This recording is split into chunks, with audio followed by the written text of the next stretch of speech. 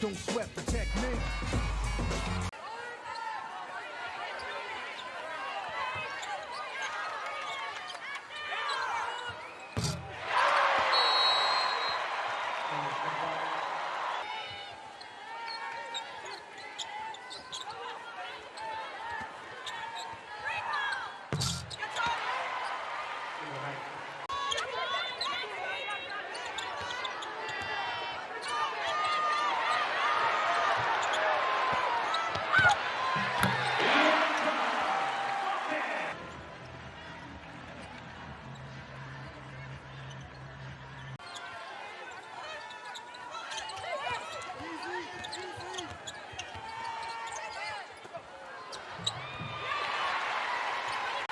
Senior guard, a leader, provides a stable presence for this Nebraska team. Also pesky defensively, as here she is. Feuerbach gets it back, splashes it in from beyond the arc. Right pushing pace.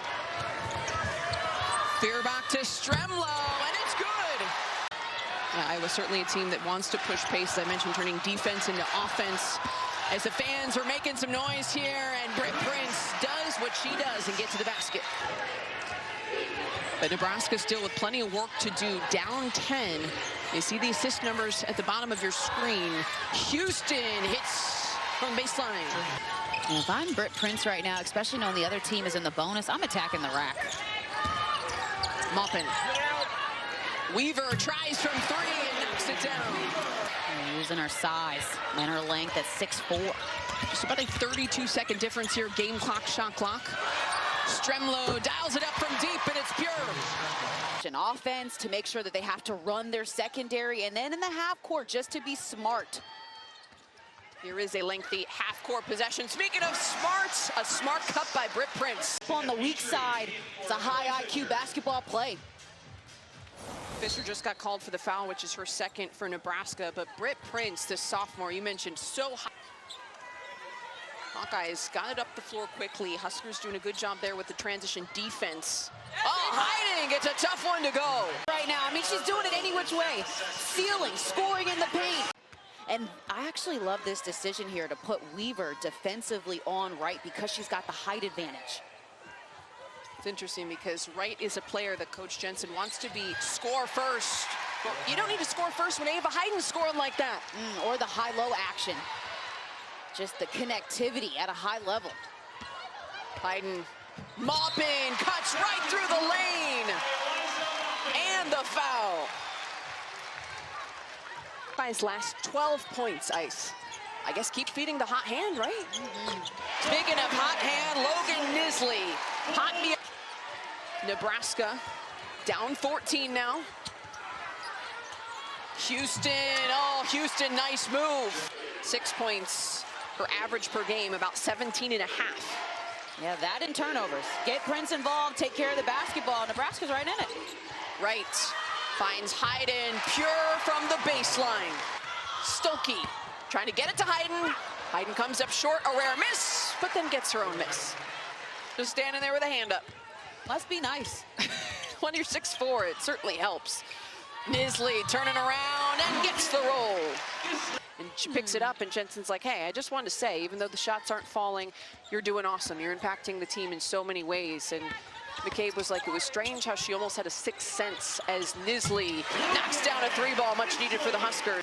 Doesn't have the size, but her defensive intensity, you can tell that when she gets on the floor, she's looking to make an impact on that side of the basketball first. And in the cup. And gets it up and in.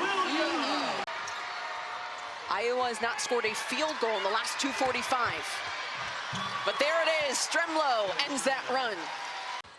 We're just talking about balance and depth. Iowa also a team with some balance. Stokey takes it away, finds Wright for the wide open three, and she does not miss from there. Well, Addie Deal has had a couple of breakout games, 20 points against Ohio State. You're talking about a top 10, 15 team. Had 18 against Oregon. I was on the call for that game. Really her first outbreak as Stremlow gets it to rattle home. She's been much more productive off the bench despite having a slow one here today. Unfortunately, 0 for 4 shooting. Hayden, though, is cooking. With grease. Starting 5 for Iowa back in to start out this fourth quarter. Oh, Ava Hayden! And one opportunity for the sensational sophomore. It almost looked like a bit of like juggling, but I mean, her touch was fantastic, and Hayden has it. Speaking of touch, Petrie with a touch in the lane. First gonna say Michigan. They have played UCLA tough, had them less than 3 games ago, and only lost by 3. In Michigan, a team similar to Iowa that is run by super sophomore. They have a 6'6" presence. Jelani Cambridge on the point guard is fast, electric, and Ohio State known for having that stingy defense. So all of these teams, Kylan, are getting better as the season goes on. And the summary has been the Hawkeyes in control throughout this game. Nebraska had a little bit of a run in the third quarter, but Iowa's defense has been stifling. Couldn't stifle Petrie on that play. And then Hargrove in foul trouble was tough because they started the game off not having their main interior defender, and that's when Hayden really started to get into her groove. Kennedy. Williams with the steal and gets it off to Maupin for the score. You do love to see the resilience of this Nebraska team, and that's something that head coach Amy Williams told us at practice, that this is a group that has a ton of character, as Houston has a beautiful shot in the mid-range. Hake pushing pace. Hargrove puts it up off the glass. Ooh. The Kim Adams in studio, as I was asking her, and I know we both wanted to know what her take was on which team could challenge UCLA. She said definitely Michigan or Iowa. I think that would be spot on. Iowa also had a big win over Baylor in the non-conference. And Hake puts it up off the glass. Bittersweet to me. I'm like, oh, basketball is winding down. No. But then it's like March Madness is coming. What more could you want? Houston with a shot. It's always the great performances, the surprise performances that are my favorite in March. Hake getting one last one off there for Nebraska. There's the final buzzer. That'll officially do it for us here in Lincoln.